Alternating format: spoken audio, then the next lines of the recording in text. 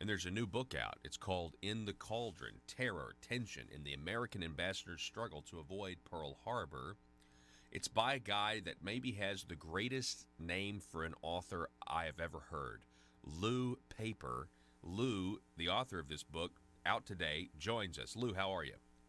I'm great, and I love that introduction. I never thought of that. Lou Paper, you write books. I mean, it's great. It makes you want to read the book. So, hey, just tell me a little bit about this, Lou. I mean, what's your background and what made you want to write a story about the American ambassador to Japan leading up to Pearl Harbor? Well, I am a writer. I've written 5 other books, 4 of them nonfiction books. I've written books about John Kennedy, Supreme Court Justice Louis Brandeis, CBS founder William Paley.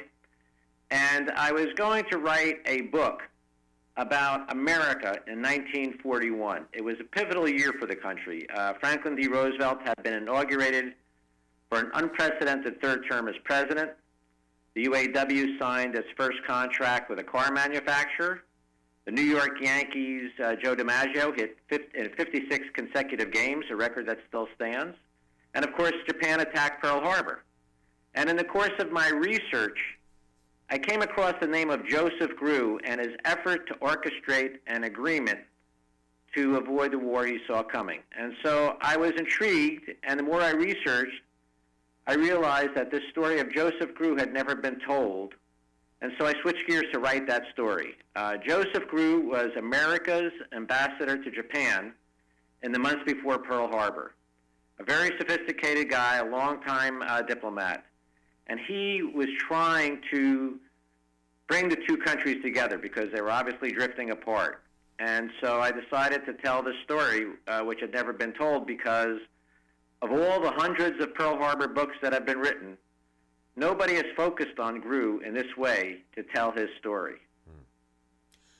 Did he have an insight into maybe the cultural barrier in terms of just the idea of maybe we were trying to size Japan up based on Western standards that just didn't really translate into what Japan's culture was at that time?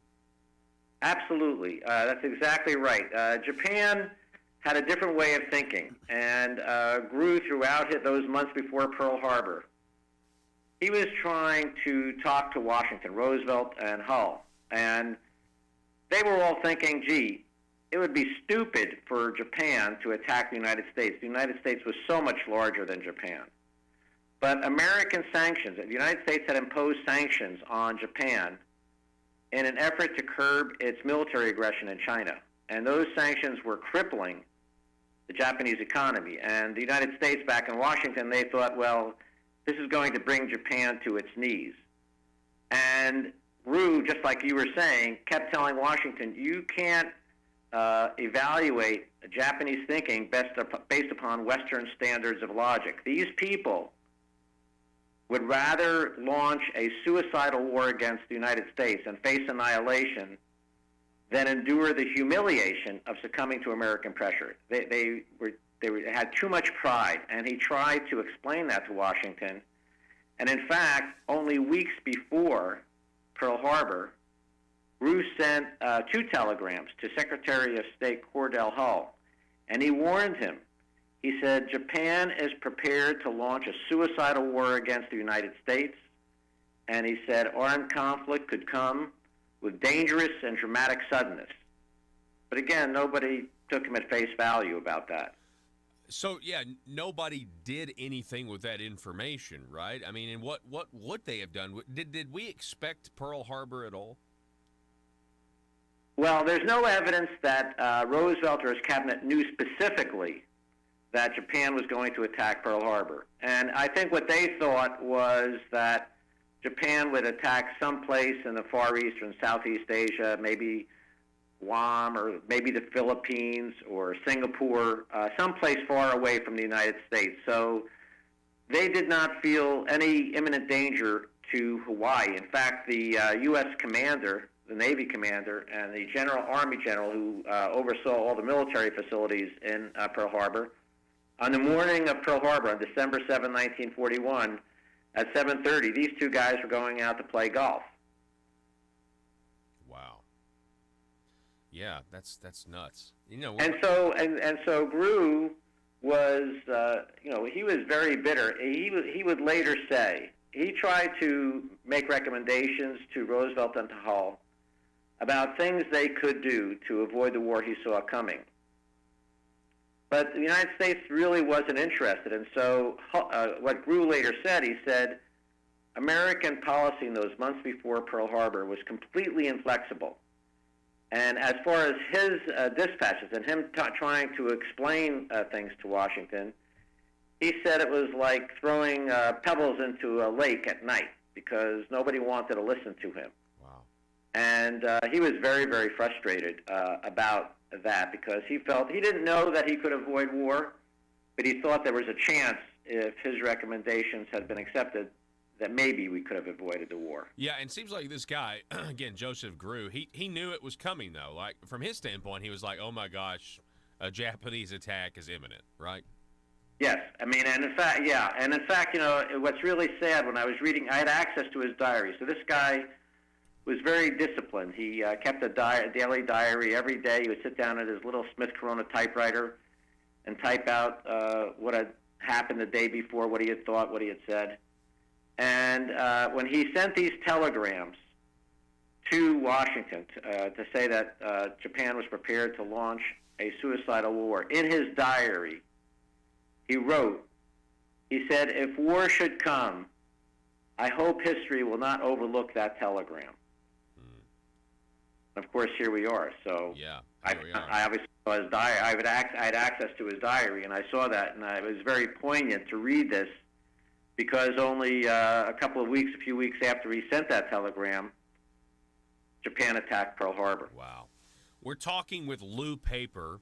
He's the author of the book that is out today.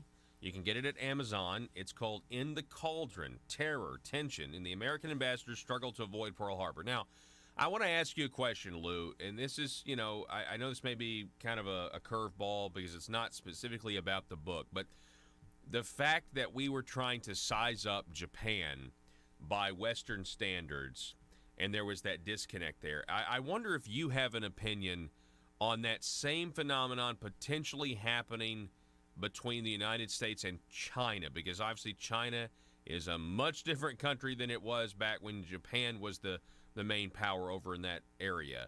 I mean, is there still that difference between our Western ways of sizing up rivals versus what they do in the East?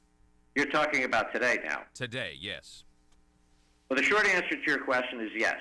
So I think that from my perception, my little corner of the world, it seems to me that still, even after all I've just described about Grew's frustration and Washington not understanding the Japanese mindset, I think from what I see, Americans, people at the top of American government still have difficulty in taking into account that American mindset, so that you see the president today imposing sanctions against North Korea, Iran, and going back to China, increasing tariffs against China, and believing that, wow, if we just increase the tariffs higher and higher, Japan will bring China to its knees, and China will see the errors of its way, and China will change its policy.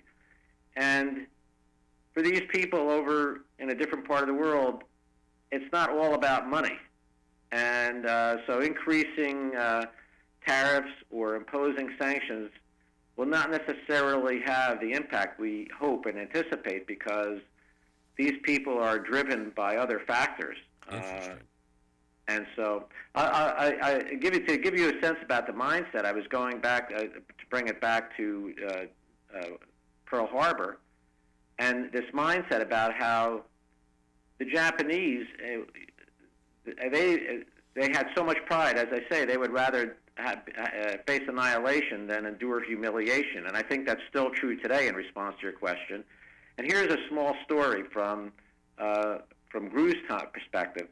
In the month, about shortly before Pearl Harbor, he received word from the American embassy in China about a Japanese soldier who had been captured by Chinese troops in the fighting in China. And the Japanese soldier wanted his family back in Japan to know that he was alive and well. And so Gru passed the word on to the Japanese government so the government could tell this man's family. And he soon got back a reply from the government. And the government of Japan said, both the government of Japan and this man's family were not interested. As far as they were concerned, this man was dead. They said because any Japanese soldier who allowed himself to be captured had dishonored his government and dishonored his family. Wow. So that's not the kind of perspective you would see in America. And so it goes back to your question about American policy today. I sometimes think that we do not take into account the different mindset that these people have, and that it's not all about, in this case, if you're talking about today's policy, it's not all about money. And I think we have to take that into account. Otherwise, we might be repeating the same mistake that the United States made in the months before the Pearl Harbor attack, where America was convinced, that Roosevelt and Hall, they were convinced that if we kept increasing the economic sanctions against Japan, it would bring Japan to its knees. And you have to understand that those sanctions had crippled the Japanese economy. Rice was being rationed. There was no gasoline because there was no oil, so there was no gasoline for cars. A few cars that were traversing Tokyo Street had to be fitted with charcoal engines because there was no gasoline for them to drive on. Even coffee, they couldn't even import coffee, and coffee was replaced by another brew. And the New York Times correspondent in Tokyo said it was better not to ask too many questions about what it was. So again, I think we have to take that into account today. Yeah, absolutely. Shaping policy, because we have to understand what drives people, and it's, like I say, it's not all about money. Lou Paper, I appreciate you coming on the program. I encourage everybody to get the book. It sounds like it also make a great Christmas gift because that's coming up. The title again, In the Cauldron, Terror, Tension, and the American Ambassador's Struggle to Avoid Pearl Harbor. Lou, it's great to meet you, sir. I appreciate it. Thanks so much. Hey, thank you. Take care. All right.